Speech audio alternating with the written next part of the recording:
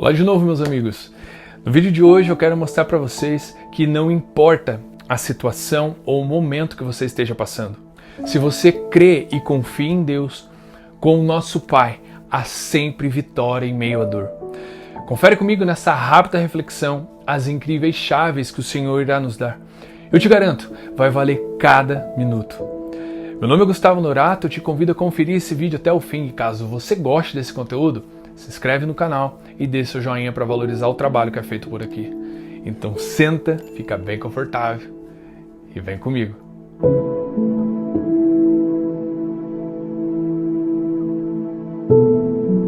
No Evangelho de Lucas, no capítulo 22, a partir do verso 39, está escrito: Como de costume, Jesus foi para o Monte das Oliveiras, e os seus discípulos o seguiram. Chegando ao lugar, ele lhes disse: Orem para que vocês não caiam em tentação.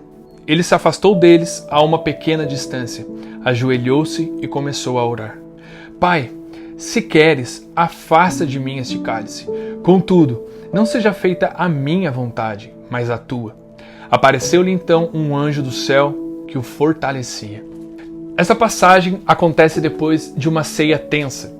Tensa porque era a última ceia de Jesus antes de ser entregue para a morte. Tensa porque Jesus teve que anunciar para os apóstolos sobre os próximos acontecimentos, ainda que eles parecessem não compreender direito o que Jesus estava tentando falar. Tenso porque Jesus teve que os fazer saber que Pedro negaria não só uma, mas 3 vezes. Tenso porque Jesus teve que os fazer saber que dentre eles havia um traidor.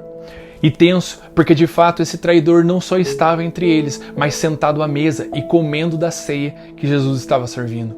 E depois desse encontro tenso, mas glorioso, Jesus se retira a um lugar que ele costumava frequentar para orar, o Jardim de Getsemane, ou Getsemane, situado no Monte das Oliveiras.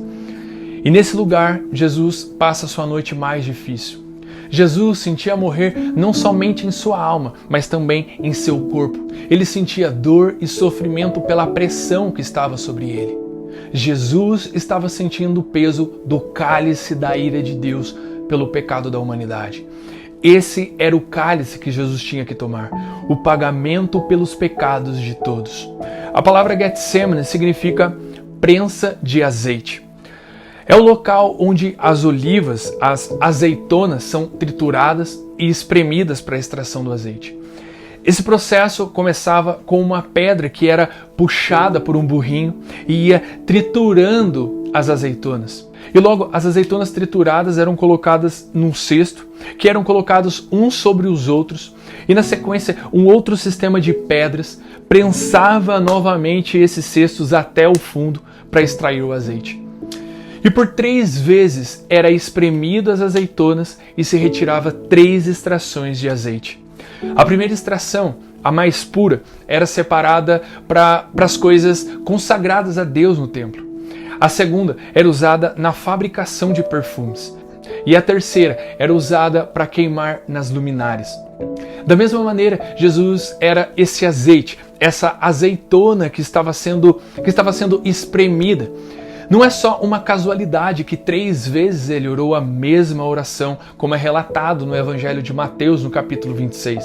Pai, se for possível, afasta de mim este cálice, mas seja feito, Senhor, segundo a sua vontade, e não a minha. 3 vezes essa oliva chamada Jesus estava sendo espremida.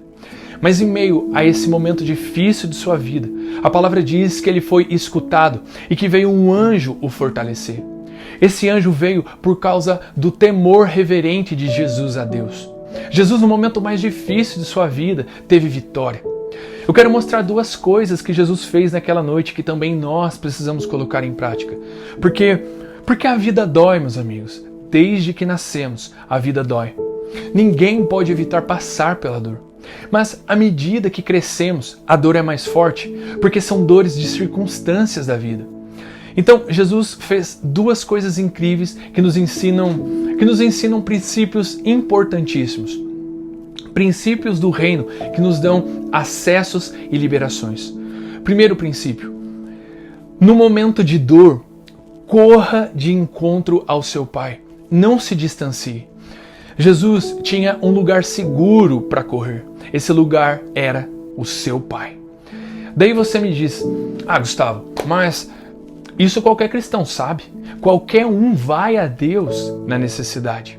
Porém, Jesus tinha como prioridade a comunhão íntima com o seu Pai. Estar com o seu Pai não era algo que era feito durante uma necessidade. Estar com Deus era o princípio básico da vida e ministério de Jesus. Enquanto muitos trocam o lugar de intimidade com Deus para falar e ser visto por uma multidão de espectadores, Jesus despedia as multidões e seus seguidores no meio do rolê para se retirar para orar ao seu Pai. Os discípulos um dia pediram a Jesus, Senhor, ensina-nos a fazer milagres. Foi isso que eles pediram? Não. Senhor, ensina-nos a expulsar demônios. Foi isso que pediram? Não. Senhor, nos ensina a pregar tão lindamente como você prega. Não. O que eles pediram? Senhor, ensina-nos a orar. E por que eles pediram isso? Eles viam a comunhão que Jesus tinha com o Pai. Eles sabiam que tudo que Jesus falava e fazia vinha dessa intimidade.